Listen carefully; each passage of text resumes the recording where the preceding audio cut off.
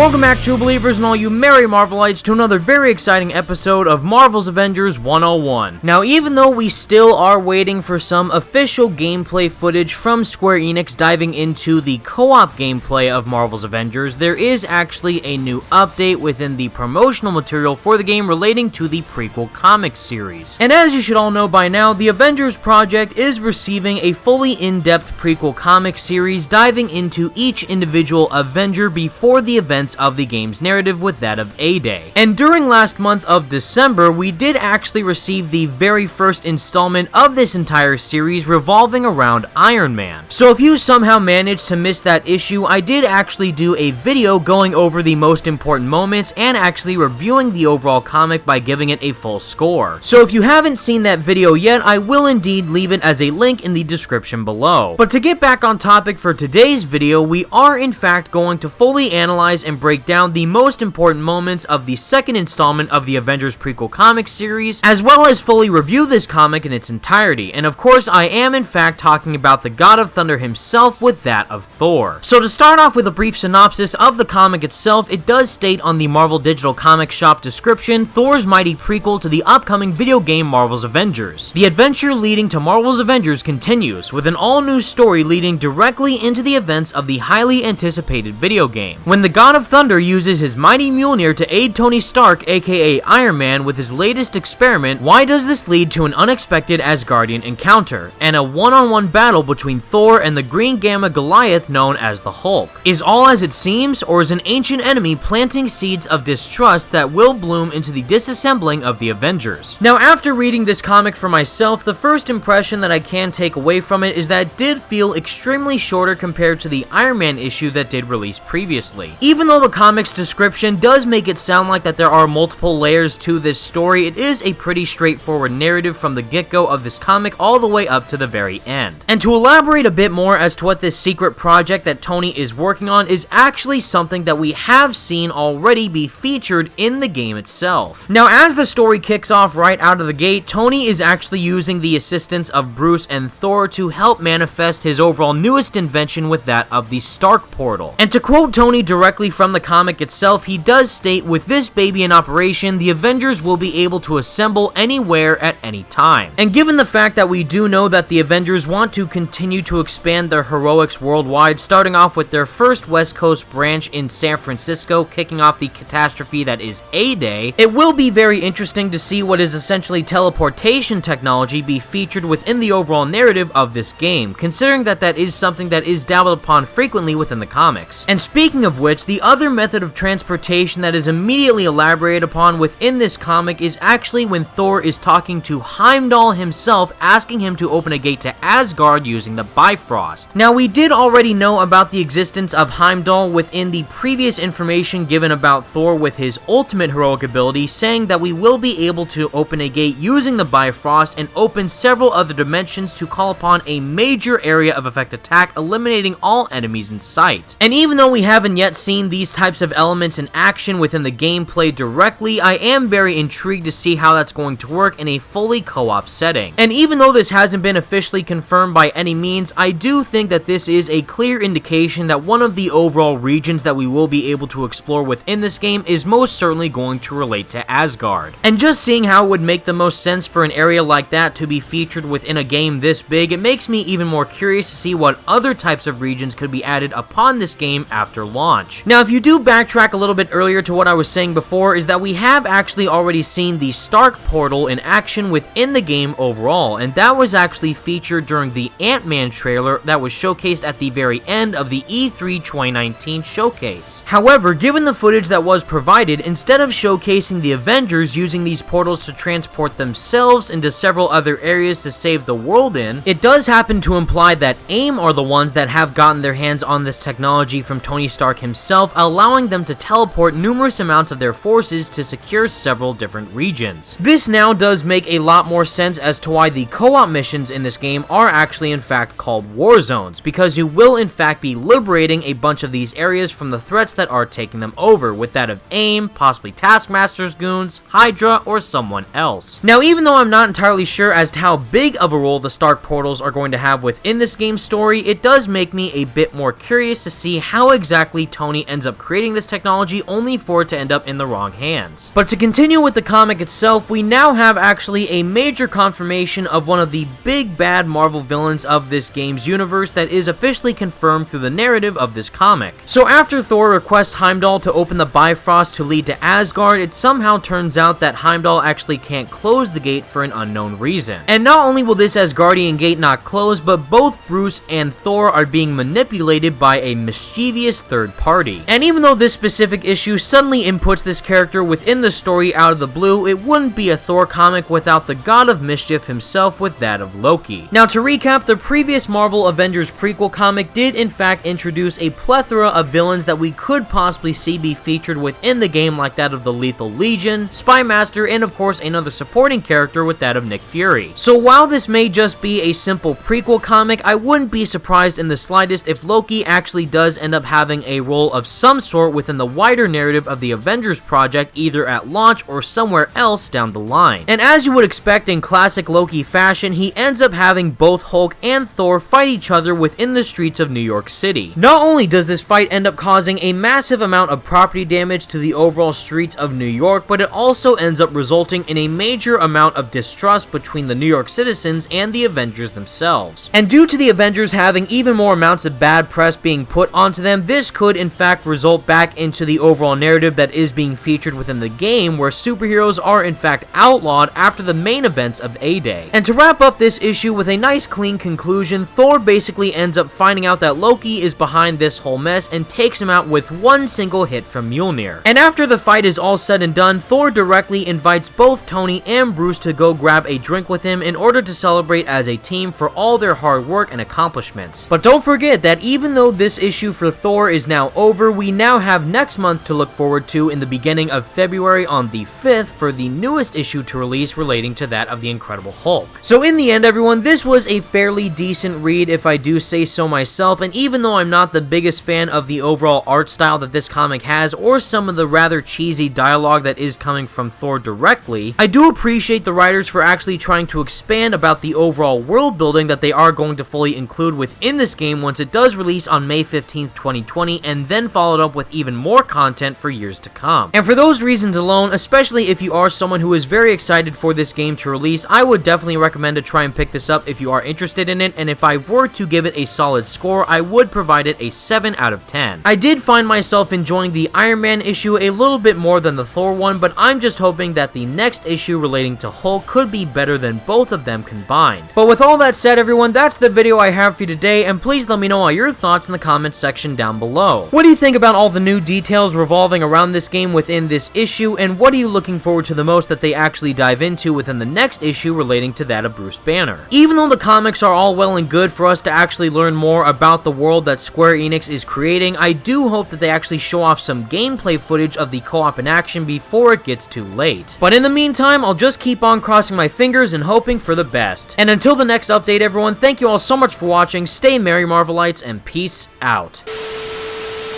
Thor, what's your status? There are humans trapped, and lots of small, angry men with guns. Was that a joke? Did Thor make a joke?